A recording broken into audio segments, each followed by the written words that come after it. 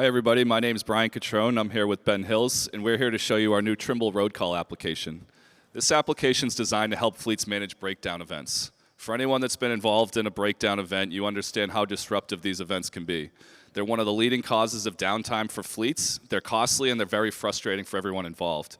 We've done a number of different case studies here at Trimble, and what we've found that on any given day, roughly 2.5% to 5% of units are down within a fleet.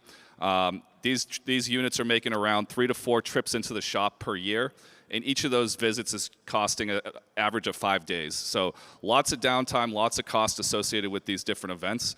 Specific to breakdowns, we've found that there's around 12 different phone calls typically being made to manage a breakdown between all the different stakeholders that are managing the process. So these are some of the problems we're trying to solve with our solution.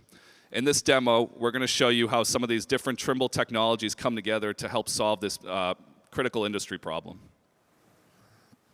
Before we jump into the demo, let's understand the different stakeholders involved in the process. So we have the driver, we have the back office support staff. So with some of our larger fleets, we sometimes see a dedicated roadside assistance team. It could also, for some of the smaller fleets, be a dispatcher or some other support staff. And then we have the service providers who are responsible for doing the repairs. Ben's going to play the role of road call agent here, responsible for helping the driver with the repair. So we'll kick off the process. The process starts with the driver reporting the breakdown event. So if I'm the driver driving along, I have some sort of mechanical failure, I need to pull over to the side of the road, I'm going to call up Ben, who's my roadside assistance agent. Ben's going to take my call. He's going to open up a case in the application. We use cases to track all activity associated with a breakdown event. And then once that case has been created, we're ready to triage the issue.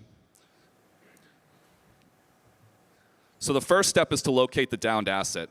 So Ben here is going to search for the unit ID and pull it up on the map. Here we can see the downed asset. If you pull it up, we can see there's a downed asset in the Phoenix area. So to display this on the map, we're leveraging our telematics integration. We're integrated to all the major telematics providers. We're pulling in location information. In some cases, we're pulling in fault data. So we're using that information combined with all the information we've captured from the driver to understand the nature of the issue.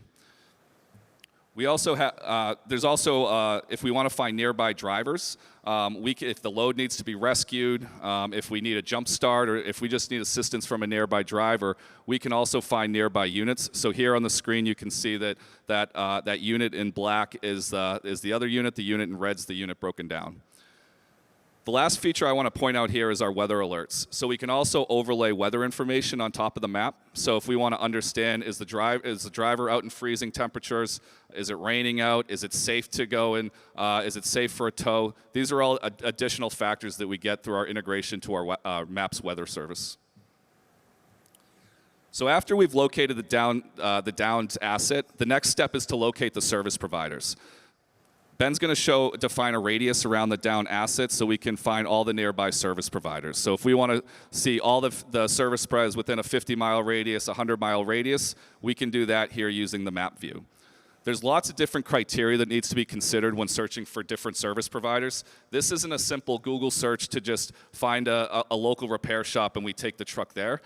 There's all different things that need to be considered. For instance, we need to know, does this particular provider service this particular type of issue? Do they have the parts in stock? Do they have an available bay? These are all the things that kind of go into this decision process. So at Trimble, we're using our Maps Places database to enrich this location information. We have a Maps division that's out geocoding and plotting all these physical locations on the map and capturing all the different metadata associated with the location. We use this to curate a list of qualified service providers using the filter criteria. So here on the left side of the screen, you can see Ben scrolling through all the different nearby service providers. For each of these different service providers, there's different information we're capturing associated with them. So you can see we have the address, the phone number, do they have a certificate of insurance? We're also pulling information in from our TMT maintenance system, so we can pull in historical information. Have we done a service at this place before? And we also have a rating associated with it that comes from the fleet. As we expand this different metadata, we're going to start to introduce a little bit more automation here. So as we gain more and more information on the locations, we can create a more advanced matching algorithm to kind of do this process automatically. So once we've decided that we found a service provider we like that fits our criteria, we're ready to select that provider and create an RO. So you notice a blue Create RO button. When this button's selected, this is going to push the repair order information from the application down into our TMT fleet maintenance system, where it's going to execute the full repair. We also have the ability to get directions from the breakdown location to the repair shop. So if we click on that Get Directions button, what the application's doing, it's doing a call out to our PC Miler service, getting truck-specific routes from that breakdown location all the way to the designated service provider.